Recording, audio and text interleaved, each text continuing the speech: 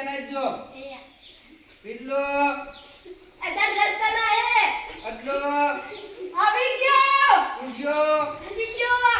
અક્ષય પટેલ દડે રમે જાય અગલો ની હેરમાં ગયો સાહેબ ભગો વિજયપુરે રમો રસ્તામાં છે કાશી છક્કો મારી હાલો બધાય ભણવાનું છે ભણવાનું ધ્યાન આપજો. ભણવાનું છે તો હું કરવું હવે નાટક વાળી ભણવા માંડો ને નાટક કરવું હવે એક જ વાગો કરો હું જો કેવું કરો ઈ.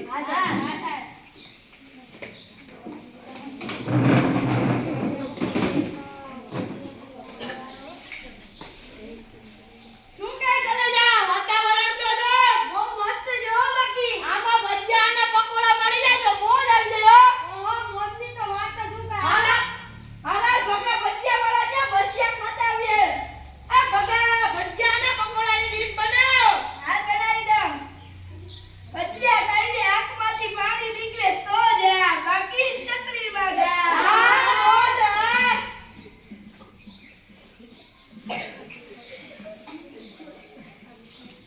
ઓ પેટમાં દુખે ઓ મને તો પેટમાં દુખે આ દાદા પાસે જઈએ દાદાજી પેટમાં બહુ દુખે હું ખાધું છું ભજીયાનો પકોડા તો મારી પાસે શું આવે કાકા પાસે જાવ ને કાકા પેટમાં દુખે શું ખાધું તું ભજીયા અને પકોડા મારી પાસે શું આવે બાપા પાસે જાવ બાપા પેટમાં દુખે ખાધું તું ભજીયા અને પકોડા મારી પાસે હોય ડોક્ટર પાસે જાવ ને ડોક્ટર પેટમાં દુખે હું ડોક્ટર નથી હું કમ્પાઉન્ડર છું ડોક્ટર અહીંયા બેસા છે એની પાસે જાવ તમે ડોક્ટર સાહેબ પેટમાં દુખે શું ખાધું તું ભજીયા અને પકોડા તો હું તમને દવા લખી દઉં તમે લેતા જાવ અને 2 દિવસ પછી બતાવી જાયજો કટ આવું નાટક હોય તો કેવું હોય દરેક નાટકમાં અલગ અલગ પ્રકારના ભાવ હોય. જેમ કે આમાં હાસ્યનો ભાગ તો હોતો જ નહીં. તારક મહેતા કા ઉલ્ટા ચશ્મા જોઈએ એમાં કેમ આપણે પેટ પકડીને હસીએ એવું તો આમાં કઈ હતું જ નહીં.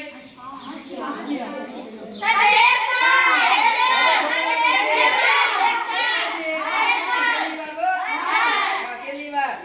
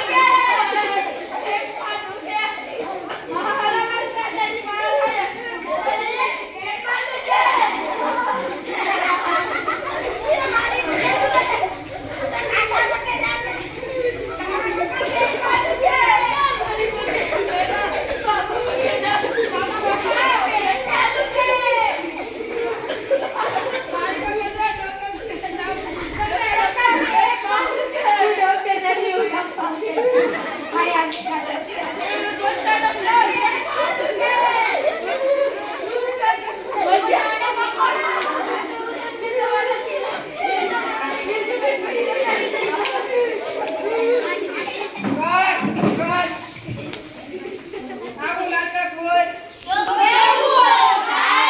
કરુણતાનો ભાવ તો હોતો જ નહીં. મેં તમને કીધું હતું ને દરેક નાટકમાં અલગ અલગ પ્રકારના ભાવ હોય. જેમ કે ફિલ્મમાં ઓલે અનુપમા રોવે છે ત્યારે ઘરમાં બેઠેલી બાઈઓ જોધાર આંસુ રોવે છે એવું આંસુ ક્યાં હતું જ નહીં.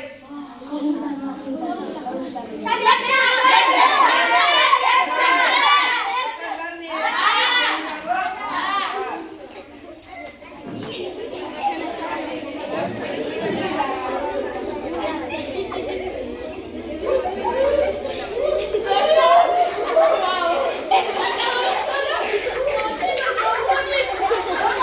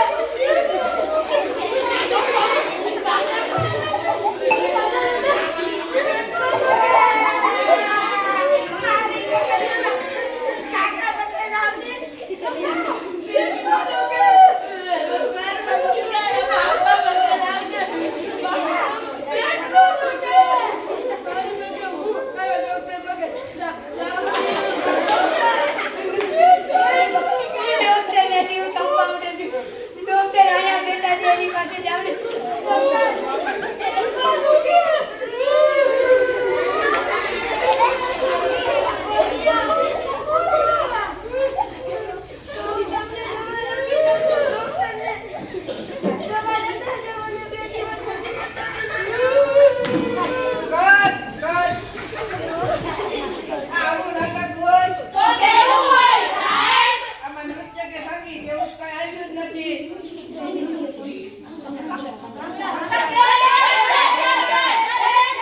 હવે ભણવાનું છે.